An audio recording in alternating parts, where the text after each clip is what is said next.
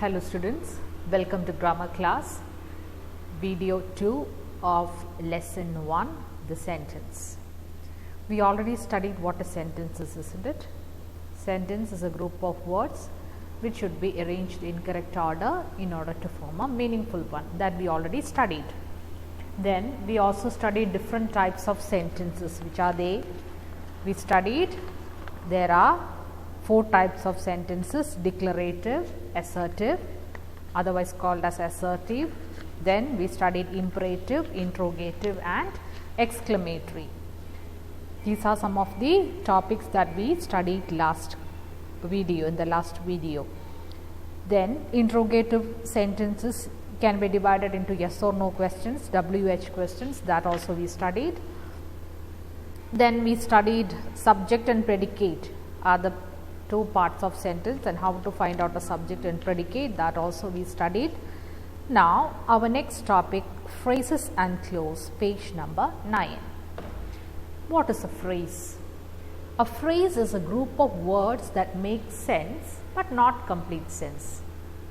Okay, a phrase means it's a group of words that is not sensible actually. 2 or 3 words will be joined together and it is not completely sensible, but a small or a small bit of meaning will be there if that group of words belongs to phrase. Now see the example. In the village. If you ask if there is any meaning, it's okay, it has some sense, but it's not a complete one, is it?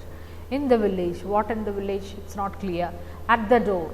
So broken words, group of words which does not have any particular subject or which does not have any verb forms, or it's not a sensible one but a small very little meaning. Those type of words are called as phrases. So what we studied, phrases are group of words that does not have a complete sense.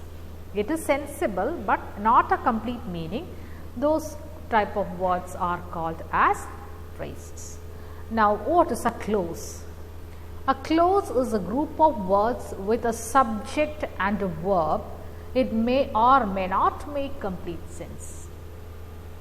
So a clause is a group of words which has a subject as well as a verb. Okay, so subject and verb will be there for a clause. And it may or may not make complete sense. Sometimes it will be sensible or sometimes it may not be. But it will always have a subject and a verb. She is writing. She is writing what? It's not clear, but still it seems to be sensible. As it has a subject, she, and verb is.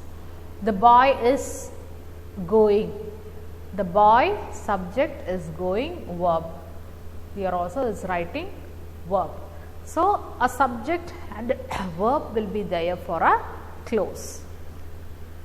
Now let's do some exercises in the textbook. See page number 9. I'll just read out once again. A phrase is a group of words that make sense but not complete sense. It does not have a subject and a verb. See the example, across the road, of great importance. Then a phrase does not convey complete sense. It does not have a subject and a verb. Example is also given in the textbook. Children, see page number 10. In the garden, pros and cons. Pros and cons means merits and demerits. In front of, at the village, in spite of, on the chair, all these are phrases. And these things, or this group of words, does not have any subject or predicate. Now clause. A clause is a group of words with a subject and a verb and is usually a part of a sentence. It may or may not make complete sense. As I said, it will have a subject and a verb, and it's usually a part of a sentence. Then exercise G. Read the following carefully and state whether the group of words written in bold in each sentence is a clause or a phrase. She left the house at noon. At noon. What is that? At noon. It's a phrase, is it? Then 2 and 3, you do it by yourself. Then fourth one, in spite of ill health, she attended the party. She attended the party. It has a subject as well as a verb. So, it is a clause. 5 and 6 you do by yourself. We will discuss the answers in the Google Meet. Now, exercise H. Match the group of words given in column A with those in column B. Write them in the space given below. You will also find it interesting to combine one group of words in column A with different group of words in column B to form meaningful sentences. So, whichever seems to be meaningful, you can take that. So, first one I will just help you. She found a small bag in the park. Okay, whichever you take, it should be sensible, that's all. Apart from chocolates, she likes to eat cookies. Okay, so 3, 4, 5 and 6 you do, and we will discuss the answers in the Google Meet. Now, what did we study? We studied that phrase, what a phrase is and what a clause is. A phrase is a group of words that make sense but not complete sense. It will not have a subject or a predicate. That means both will not be there, subject or predicate, but in the sense it will be a broken combination of words, and sometimes it will be sensible, but sometimes it will not. Then a clause is a group of words with a subject and a verb.